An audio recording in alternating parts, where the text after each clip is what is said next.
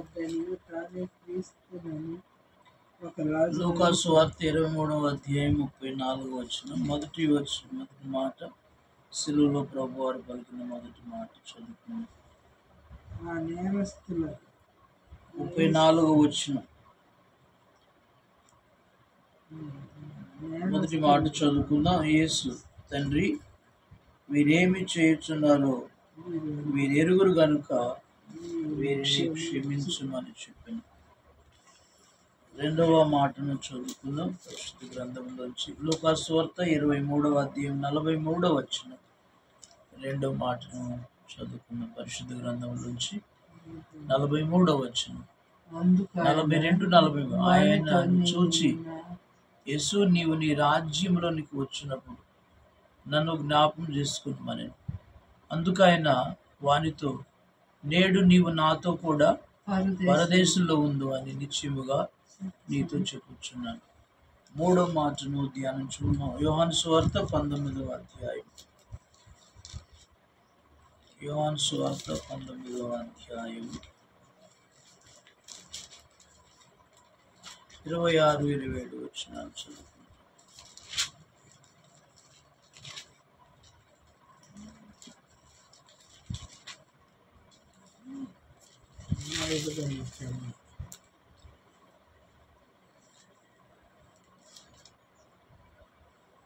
యోహాను సువార్త 19వ అధ్యాయం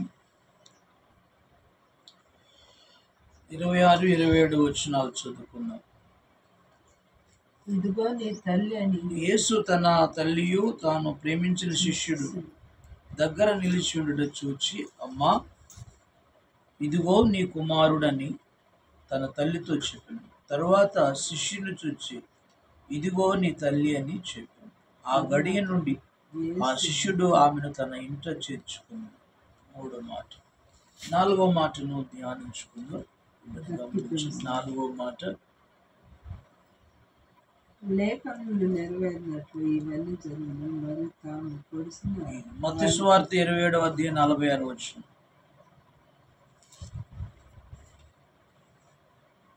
నాలుగో మాట మత్తయి సువార్త 27 అధ్యాయం, మత్తయి సువార్త 46 వచనం. 27, 46.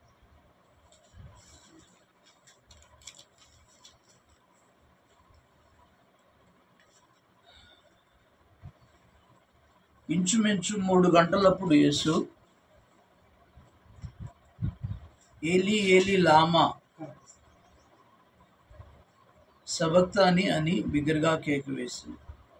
ఆ మాటకు, నా దేవా నా దేవా నన్ను ఎందుకు చేయి విడిచితివి అని అర్థం. ఐదో మాటను చదువుకుందాం. మత్తయి సువార్త, యోహాను సువార్త 19వ అధ్యాయం 28వ వచనం. మత్తయి సువార్త 19వ అధ్యాయం 28వ వచనం చదువు. అటు తరువాత సమస్తమును అప్పటికి సమాప్తమైనదని యేసు ఎరిగి, లేఖనములు నెరవేరినట్లు నేను దప్పికొనుచున్నాను అని దేవుడు. ఆరో మాటను ధ్యానించుకున్నాం. అక్కడే యోహాను సువార్త 19వ అధ్యాయం 6వ మాట 30వ వచనం.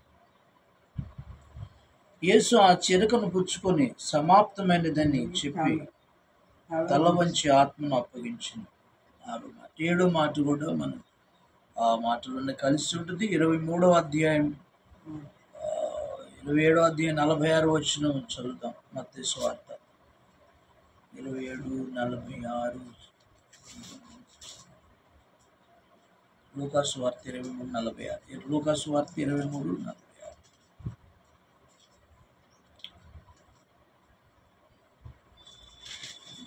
దేవుడా 23, 46.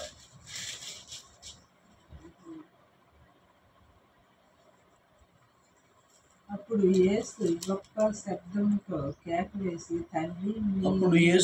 శబ్దంతో కేక వేసి, తండ్రి, నీ చేతికి నా ఆత్మను అప్పగించుకొనుచున్నాను.